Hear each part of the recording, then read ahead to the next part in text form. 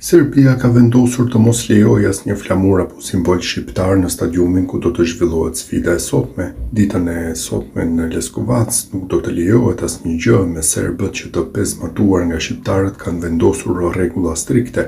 Asnjë flamur apo simbol shqiptar nuk do të lejohet në stadium, teksa flamuri i kuqezit do të gjendet vetëm në fanellat e futbollistëve dhe stafit të kombëtares që do të jenë prezent në Serbi.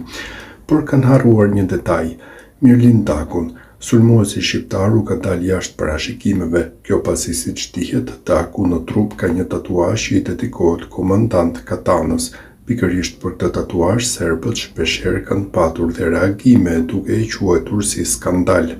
Por sulmuesi Rubin Kazanit mund ta zbresë Katanën në fushën e blerët nëse në ndonjë moment shënon gol dhe heq fanellën, ose në ndonjë luftim mund të griset fanella, atëherë ky simbol në shpatullën e Dakut do të çmend të gjithë serbët.